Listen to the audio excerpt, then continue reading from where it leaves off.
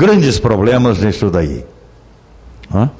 Quer dizer, você como legislador, então esta matéria aqui teria que ter passado por uma discussão CREA, teria que ter passado por uma discussão Clube de Engenharia, teria que ter passado uma discussão no Sindicato dos Engenheiros, onde você chega com um texto inicial e coloca em discussão e vai aperfeiçoando esse texto. Quando ele estiver todo redondo, então você leva exatamente para discussão e votação, o que provavelmente não haverá grandes problemas na sua aprovação. Nós temos experiências, quer dizer, não é tão ideal assim. Nós temos experiências de legislações elaboradas através de um processo com participação coletiva. E quando isto acontece, então você tem não só aquela lei que você pode dizer, essa lei é legítima, desde o processo de sua concepção, toda a tramitação como aconteceu, até o final, que é a sua sessão. Então é isto daí. Infelizmente não é isto que acontece. Então esta lei é uma lei necessária, tanto a estadual como a municipal. O decreto que regulamenta, muito bem-vindo, a cidade do Rio de Janeiro necessita. Agora, uma pergunta que eu faço: vai ser aplicada? Então, e aí, é claro que o equívoco está exatamente na forma como ela foi elaborada, como a lei foi elaborada. Porque, por exemplo, a cidade do Rio de Janeiro, infelizmente, ela não tem ainda uma planta de valores atualizada. O ano passado, inclusive, o Sindicato dos Fiscais de Renda fez um seminário específico exatamente para tratar desta questão. Atualização da planta de valores da cidade do Rio de Janeiro. Aquela planta de valores onde está identificado a existência de todos os imóveis da cidade. É uma planta que se utiliza exatamente para você trabalhar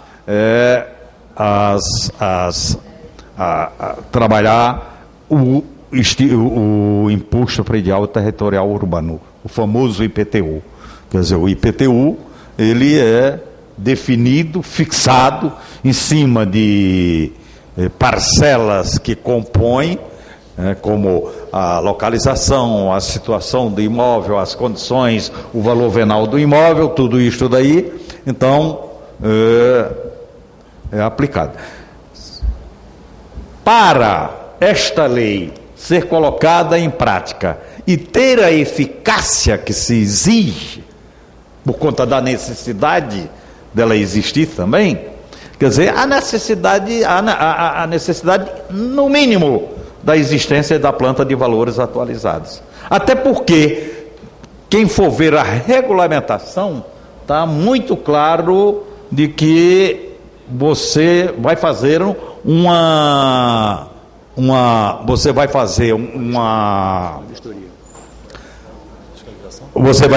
fiscalização por amostragem. E tem determinadas características da área, da região. Então, eu acho que o legislador fez o seu papel, cumpriu a sua função, e aí cumpriu uma parte. Porque a nossa função como legislador, ela deva ser não só de elaboração legislativa, que no caso é exatamente a feitura e produção de leis e legislações, mas depois vem a que eu considero, por exemplo, uma parte talvez mais importante, que é exatamente a fiscalização das ações do Executivo Municipal naquilo que deva ser colocado em prática como política pública para atender às necessidades básicas da população. E aí, realmente, é que eu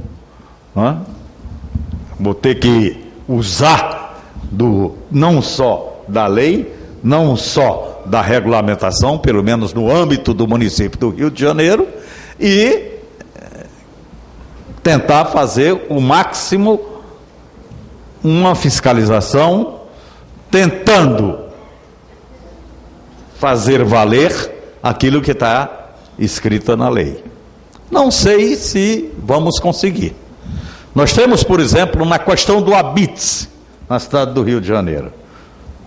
Nós temos os departamentos de licenciamento e fiscalização. A quantidade de fiscais da prefeitura voltado exatamente para esta atividade não está no gibi. É ínfima. E aí a gente encontra, de repente sai uma matéria dizendo que até o próprio edifício da prefeitura, lá o São Sebastião, não tem habites, funciona sem habites. Então você vê, onde funciona a prefeitura, o prédio da prefeitura não tem um habites. Então significa que realmente a fiscalização é pífia, ela não existe. Agora imagine 300 mil imóveis, e se vocês tomarem conhecimento do decreto que regulamenta a atividade, olha, é uma infinidade. Aliás, tem que ser contratada uma empresa com vários profissionais da área da engenharia, porque você vai ter que verificar as condições de elétrica, as condições de tudo. Não há um profissional, por exemplo, cuja especialidade atenda aos requisitos necessários para se fazer a fiscalização, como está colocado no... E aí o que acontece é o seguinte, que é uma outra coisa também que a gente deva discutir aqui, né? A quem cabe a responsabilidade por este tipo de atividade? Então, a prefeitura, ao elaborar, e também o legislador, tanto a lei como o decreto, colocou esta responsabilidade para quem é o condomínio, o proprietário do imóvel. Quer dizer, tirou a responsabilidade da prefeitura e jogou exatamente a responsabilidade para aqueles que são responsáveis pela administração ou pelo cuidado que deva ter a edificação, o imóvel. Então, mas de qualquer forma, quer dizer, eu não sei se a prefeitura está devidamente estruturada nestas condições de passar para terceiros exatamente a responsabilidade da avaliação e verificação das condições dos imóveis, em relação à segurança, em relação a tudo que possa garantir a tranquilidade de quem está circulando ou vivendo. Quer dizer, eu também coloco as minhas dúvidas. Eu estou colocando isto exatamente para a gente sentir aquilo que a gente ouve muito falar. Lei existe até dizer chega, só que não é respeitada, não é colocada em prática, então é só no papel. E isto acontece exatamente, no meu entendimento, por conta, inclusive, do processo de elaboração da lei. Quer dizer, se a lei, se ela não é trabalhada de forma coletiva, então ela perde um pouco esse caráter, essa natureza de uma fiscalização, não só por parte do legislador, mas por parte de toda a população, na medida que a lei existente ou a legislação existente diga respeito exatamente à vida das pessoas na cidade. Então, eu sinceramente gostaria de fazer esse tipo de considerações, vou aguardar aí para o debate, ouvir as pessoas também, porque aí também é importante ouvir. Quer dizer, nós estamos exatamente numa casa que tem tudo a ver com esta lei. Os profissionais da engenharia, da arquitetura, então Então, nós temos que, pelo menos, tentar corrigir alguma coisa, porque ainda é possível. Né? Quer dizer, na medida que está dizendo que há uma série de entendimentos diferentes do que está aqui colocado no papel, mas eu acho que ainda há possibilidade, porque na medida que nós, como legisladores, pudemos até trabalhar novamente ou retrabalhar a lei existente através da apresentação ou de um substitutivo ou através da apresentação de emendas ao projeto existente e a própria. Então eu acho que ainda está em tempo. Agora, o que nós não podemos é, de repente, soltar a regulamentação do que, como está aqui no decreto, e sem você sentir que exista realmente todas as condições para fazer valer a colocação em prática e ter eficácia exatamente aquilo que está colocado como objeto, como conteúdo da lei. Muito obrigado ao vereador. Esse seminário é exatamente para isso, está presente aqui várias autoridades, inclusive da Prefeitura, que vão esclarecer esses assuntos. Eu queria convidar à mesa aqui o deputado que foi o autor da lei estadual, para comparecer aqui à mesa, por favor, o Luiz Paulo Corrêa da Rocha, deputado, engenheiro civil também. Queria convidar também o arquiteto, presidente da CAL, Sidney Menezes. E aí, tudo bem? Posso sentar aqui? Pode, não, deve. Tudo bem, tudo bem, tudo legal. O presidente vai bem.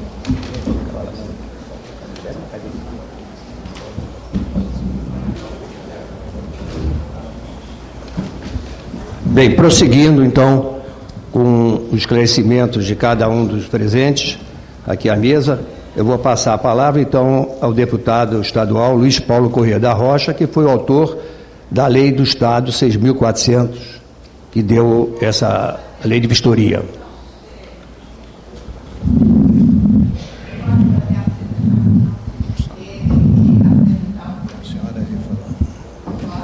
Pois não,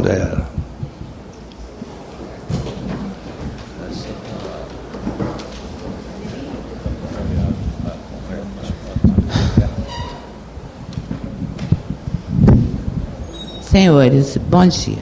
Eu queria pedir sinceras desculpas, porque realmente houve um atraso. Houve um pedido anterior do deputado Luiz Paulo Corrêa da Rocha, que ontem ele estava participando de uma assembleia pública, foi avisado que ele se atrasaria. Eu não sou diretora do clube, nem pretendo sê-lo. Entretanto, esse evento, que é da DTE de Engenharia Econômica, com apoio de mais 3 DTEs que não participaram, realmente eu estou há 10 dias organizando o evento sozinha, tem uma série de informações que a gente ia dar. Em função do meu atraso, tá, eu realmente não ia nem sentar à mesa, e nem pretendo. O deputado estadual Luiz Paulo, ele tem uma apresentação a fazer, inclusive da motivação, não é isso, deputado? Que levou a ser autor da lei.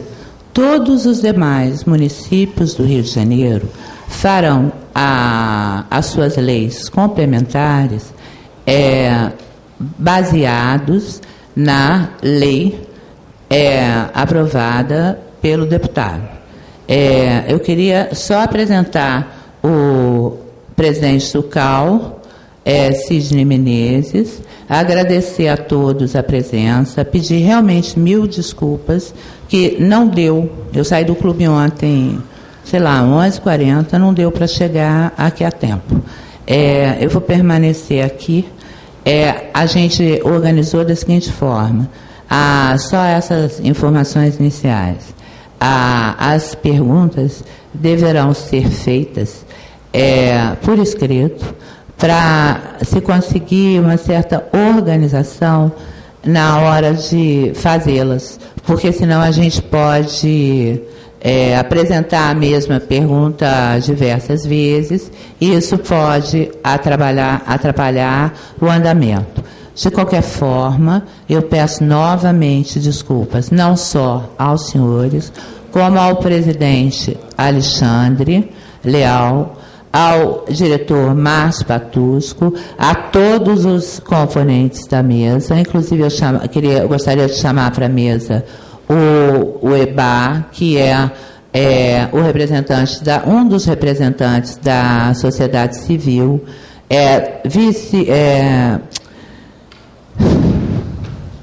conselheiro federal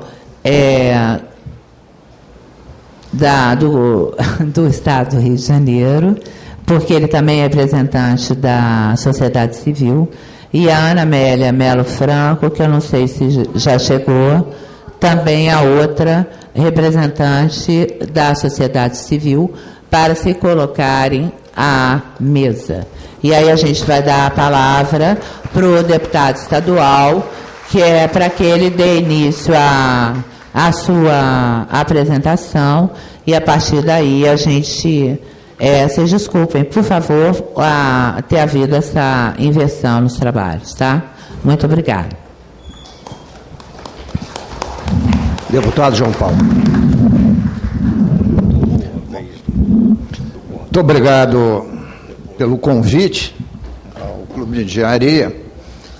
E, infelizmente, a gente sempre trabalha correndo quanto tempo? Mas o que motivou a criação pelo Parlamento Fluminense da lei complementar... Alô? Voltou. Mas o que motivou...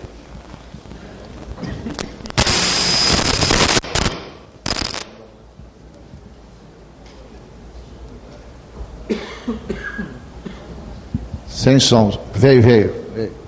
Mas o que motivou o Parlamento Fluminense discutir e aprovar a lei complementar 6.400 de 5 de março de 2013, né, foram os diversos acidentes que aconteceram no nosso estado do Rio de Janeiro, que culminou com a queda do edifício da 13 de maio.